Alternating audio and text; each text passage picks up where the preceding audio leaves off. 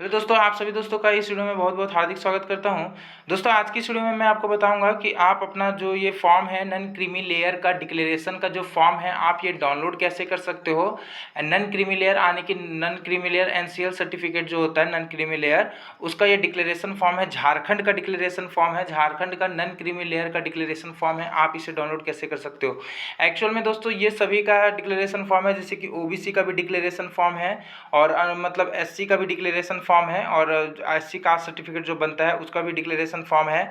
और दोस्तों ये देख सकते हो क्रीमी लेयर रहित यानी कि नॉन क्रीमी लेयर का यही डिक्लेरेशन फॉर्म है। तो इसे आपको डाउनलोड कैसे करना है, तो डाउनलोड करना बहुत ही ईजी है। चलो दोस्तों मैं आपको बताता हूँ। दोस्तों आपको झार सेवा लिख करके जस्ट आपको सर्च करना होगा। झार सेवा लिख करके जैसे आप सर्च करोगे यहाँ पे देख सकते हो झारसेवा.झारखंड.गवर्नमेंट.इन का जो ऑफिशियल वेबसाइट है वो आपके सामने आ जाएगा। तो झार सेवा के ऑफिशियल वेबसाइट में आपको चले जाना है और यहीं पर दोस्तों यहाँ पे देख सकते हो डाउनलोड डिक्लेरेशन का एक ऑप्शन दिखेगा। तो आपको डाउनलोड डिक्लेरेशन के ऑप्शन पर जो है वो आपको क्लिक करना होगा, डाउनलोड अगेन के ऑप्शन पे फिर डाउनलोड कर लेना होगा। व्यू पीडीएफ में यहाँ पे देख सकते हो, यहाँ पे मेरा डाउनलोड हो चुका है। तो पेज नंबर जो आपका 8 और जो पेज नंबर 9 रहेगा वही आपका डिक्लेरेशन फॉर्म होता है। देख सकते हो दोस्तों, देख सकते हो यहाँ पे यही डिक्लेरेशन फॉर्म है पेज नंबर 8। यहाँ पे देख सकते हो, यहाँ पे देख लेना क्रीमी लेयर रहित लिखा रहेगा। क्रीमी लेयर रहित यानी कि ये नन क्रीमी लेयर का डिक्लेरेशन फॉर्म होता है। ठीक है, तो इसे आपको इस तरह से डाउनलोड करनी है। इसका जब भी आप दुकानदार के पास जाओगे तो उनको बोलना कि पेज नंबर 8 का जो डिक्लेरेशन फॉर्म है उसको प्रिंट आउट कर दीजिए। पेज नंबर 8 और पेज नंबर 9 दोनों आपको प्रिंट आउट करना होगा। ठीक है, ये दोस्तों जिनकी 18 साल से ऊपर की आयु है तो ये उनके लिए है पेज नंबर 8 और 9। और जिनकी आयु 18 साल से कम की है और उनको भी डिक्लेरेशन फॉर्म आप डाउनलोड करना है नॉन क्रीमी लेयर का, तो दोस्तों यहाँ पे उनके लिए पेज नंबर 9 और पेज नंबर 10 और पेज नंबर 11 होगा। पेज नंबर 10 और पेज नंबर 11। लेकिन जिनकी आयु 18 साल से ऊपर की है तो उनके लिए मतलब नॉन क्रीमी लेयर का डिक्लेरेशन फॉर्म दोस्तों ये है। ठीक है, पेज नंबर 8 और पेज नंबर 9। तो दोस्तों इसको भरना कैसे है वो भी मैं आपको बता देता हूँ। दोस्तों यहाँ पे जस्ट में अपना नाम लिखना होगा, पिता का नाम फिर लिखना होगा, गांव का नाम, प्रखंड, जो सिंपल डिटेल्स है ये सब आपको फिल कर लेनी है। ठीक है, उसके बाद दोस्तों यहाँ पे देख सकते हो, यहाँ पर मैं भारत का नागरिक हूँ तो यहाँ पे राइट का निशान लगा देना। मेरा आधार नंबर यहाँ पे लिख देना। मेरा मोबाइल नंबर, फिर मोबाइल नंबर आपको यहाँ लिख देना है। फिर यहाँ पे देख सकते हो मेरा गाँव में यहाँ पे अपने गाँव का नाम, फिर प्रखंड का नाम, फिर डाकघर, फिर थाना, अनुमंडल क्या है, फिर जिला क्या है, फिर पिन नंबर क्या है, फिर राज्य क्या है, वो सब आपको जस्ट आपके डिटेल्स फिल करने होंगे। देन दोस्तों यहाँ पे देख सकते हो मेरे यहाँ पे जो सबसे इंपॉर्टेंट है, चलो वो मैं दिखा देता हूँ। पेज नंबर 8 और पेज नंबर 9 में लिखा रहेगा, देख सकते हो पेज 8 नंबर कॉलम में क्या लिखा हुआ है, मेरे माता और पिता की वेतन से वार्षिक आय रुपए में। मतलब अगर आपके माता या पिता की वेतन से पैसे आते हैं तो यहाँ पर आपको वो इनकम शो करना है। जैसे कि आपके माता या पिता पैसे कमाते हैं किससे, मतलब सरकारी नौकरी है क्या उनके पास, अगर नहीं है तो यहाँ पे 0 रुपये लिख देना। अगर जॉब करते हैं आपके माता या पिता, कोई दोनों में से कोई भी एक जॉब करते हैं, उनकी सैलरी कितनी है तो वो आपको यहाँ पे दर्शानी होगी। और नॉन क्रीमी लेयर सर्टिफिकेट वही अप्लाई कर सकते हैं जिनकी इनकम वर्ष सालाना, मतलब जो एक साल में जिनकी इनकम 8 लाख रुपए से कम होती है वही non creamy layer certificate online apply कर सकते हैं।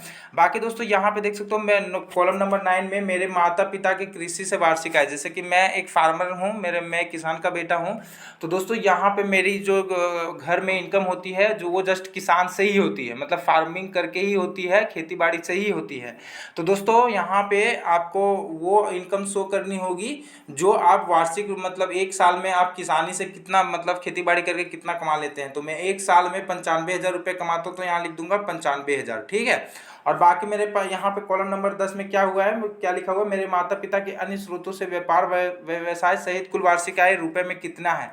तो ये मेरा कोई रुपया नहीं है, तो व्यवसाय बिजनेस वगैरह कुछ नहीं है, तो यहाँ मैं 0 लिखूंगा।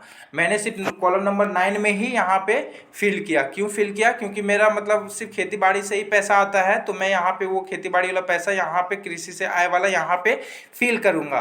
और 8 नंबर 0 लिखूंगा क्योंकि मेरे ना माता का ना ही पिता का किन्हीं को भी जॉब नहीं है, तो मैं यहाँ पे 0 लिखूंगा। और कॉलम नंबर 10 में बिजनेस वगैरह से में मेरे घर में कोई इनकम नहीं होती है तो मैं यहाँ 0 लिखूंगा। ठीक है फ्रेंड्स, देन यहाँ पे दोस्तों इस तरह से आपको फिल करनी है खुद से, जैसे मतलब जो अगर है इनकम वगैरह है तो अपना फिल कर लेना। मैं अपना तरीके से मैंने अपने लिए इस तरह से समझ लीजिए भरा। ठीक है, उसके बाद दोस्तों पेज नंबर 9 में, पेज नंबर 8 पर यहाँ पे जो नॉन क्रीमी लेयर का जो डिक्लेरेशन पेज है झारखंड के नन क्रीमी लेयर का जो डिक्लेरेशन पेज है ये पेज नंबर 8 है और पेज नंबर ये 9 है। ठीक है, तो पेज नंबर 8 हमने बता दिया कि कैसे भरना था। अब हम चलते हैं पेज नंबर 9 की ओर। तो पेज नंबर 9 में यहाँ पे देख सकते हो, यहाँ पे मौजा का नाम, मौजा यानी कि अपने गांव का नाम यहाँ पे लिखना होगा।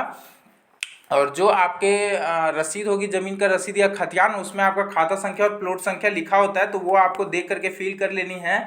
अगर नहीं मालूम होगा तो आप इसे खाली छोड़ देना है। ठीक है, पंचायत का नाम लिखना है कि कौन से पंचायत में आप रहते हो। खेतियानी रियात का नाम, आपका जो मतलब जो झारखंड में जो जगह है, जो और सारे जो ज़मीन वगैरह है, तो वो किन का खतियान तो होगा ज़मीन का, तो किन के नाम से है उनका नाम यहाँ पे लिखना होता है। ठीक है, और मैं जैसे यहाँ पे का के बगल में मैं परपोता लिखूंगा, क्योंकि मेरे जो ये जो मेरा एग्जाम्पल फॉर मेरा जो खतियान है वो मेरे दादा के नाम से है। मतलब मेरे दादा हैं, मेरे ग्रैंडफादर जो हैं, मेरे ग्रैंडफादर के नाम से है मेरा खतियान का नाम। ठीक है, तो दोस्तों यहाँ पे मैं अपना खतियानी रियात का नाम लिखूंगा। तो यहाँ पे मतलब यहाँ पे अपना मतलब दादा के दादा का नाम लिखूंगा, क्योंकि मेरा खतियान में उनका ही नाम से खतियान है।